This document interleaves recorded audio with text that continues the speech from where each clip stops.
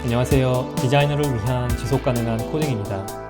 오늘 영상에서는 프로세싱과 P5JS에서 사용할 수 있는 맵 함수가 무엇인지 알아보고 또 몇 가지 예제를 살펴보겠습니다. 맵 함수는 여기 보시는 것처럼 어떤 값을 하나의 범위에서 다른 범위로 바꿔주는 함수입니다. 이 말만 듣고서는 정확하게 감이 오지 않는데요. 그래서 조금 후에 몇 가지 예제를 살펴보겠습니다. 일단 맵 함수는 5가지의 파라미터를 받습니다.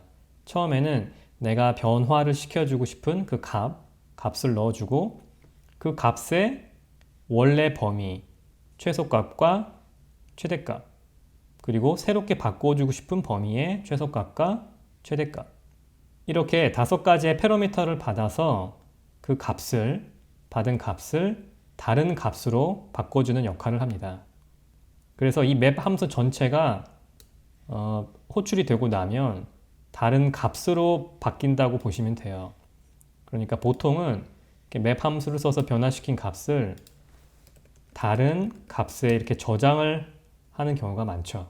그래서 결국에는 이렇게 복잡하게 보이는 맵 함수가 숫자 하나로 변환이 된다는 점을 기억해 주시면 좋겠습니다. 그러면 프로세싱으로 넘어가서 예제를 한번 살펴보겠습니다.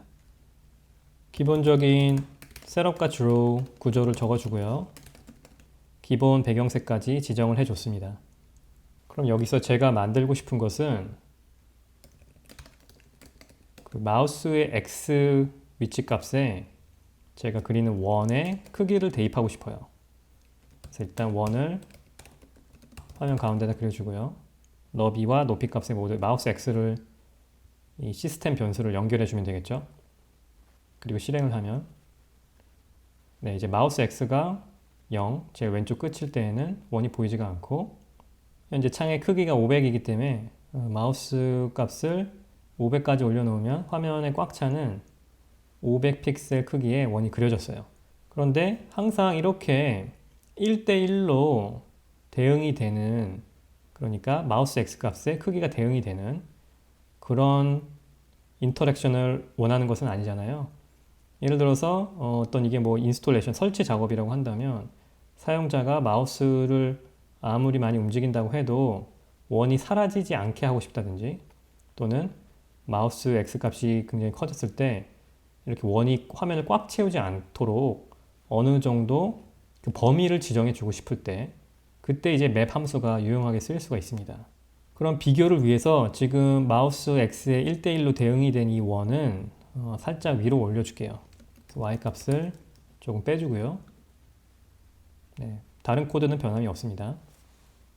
그리고 아래쪽에 색깔을 살짝 바꿔서 원을 하나 더 그려주겠습니다.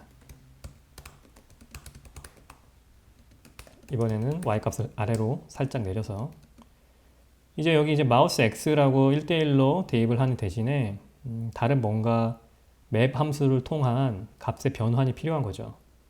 뭐 당장은 이제 변수를 하나 만들 건데요. diam이라고 해서 지름, 다이아미터, 영어 지름에 해당하는 그 변수를 하나 만들어 주도록 하겠습니다.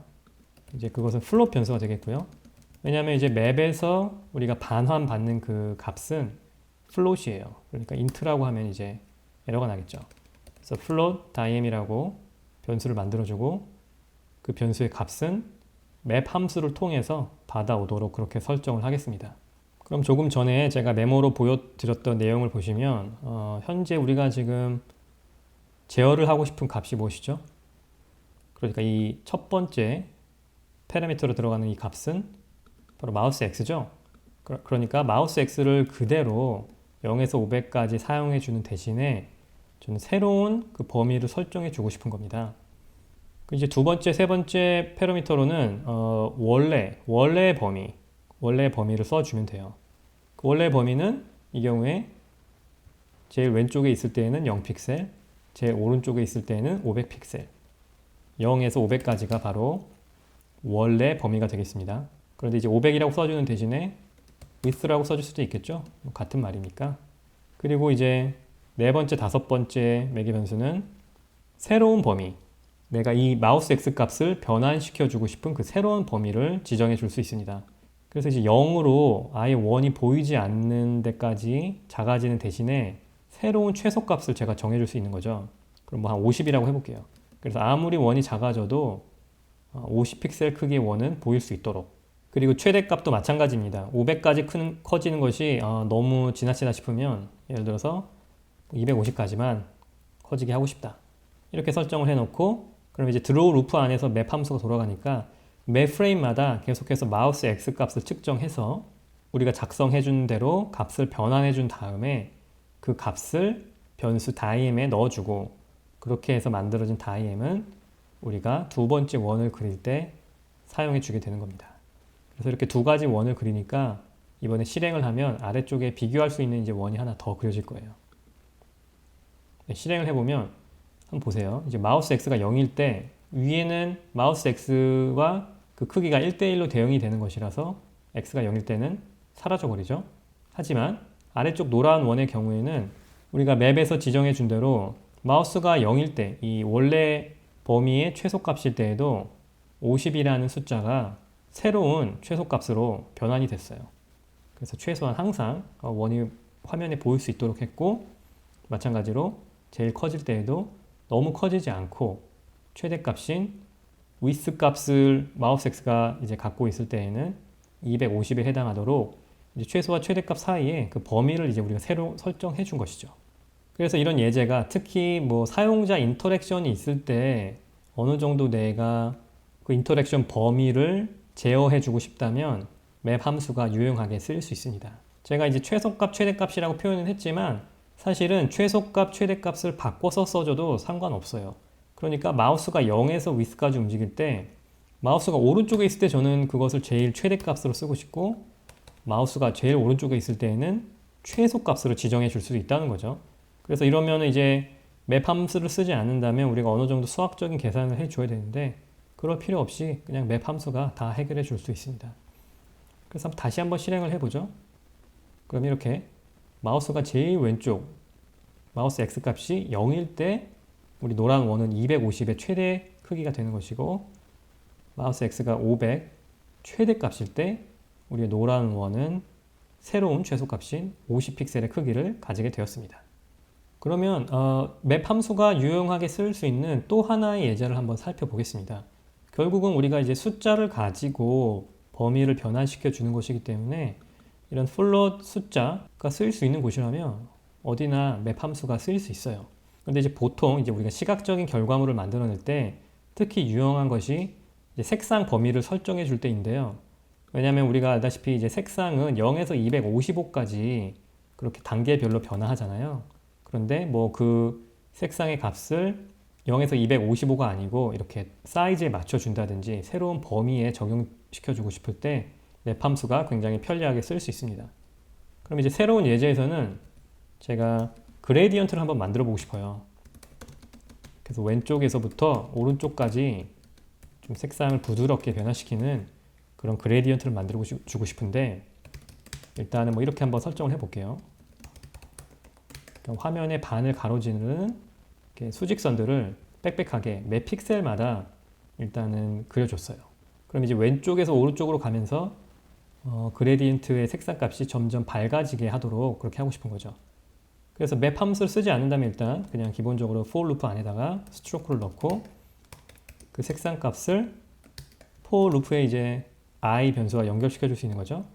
그래서 그냥 아주 단순하게 이렇게 하고 실행을 한다면 일단 i가 0일 때 처음 수직선을 그릴 때는 이렇게 블랙 값이 검은색이 나왔고 매 픽셀 1씩 더해지면서 255 픽셀까지 갔을 때 흰색이 나오고 그런데 이제 255가 제일 밝은 색의 값이잖아요.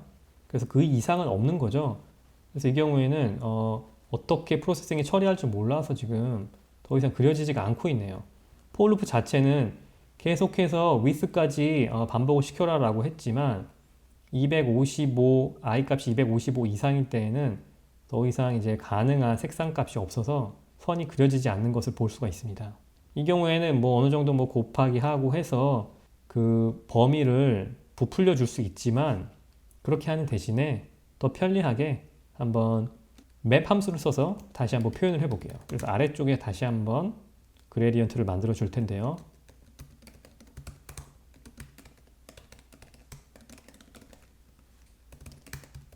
일단 똑같이 한번 시작을 하겠습니다.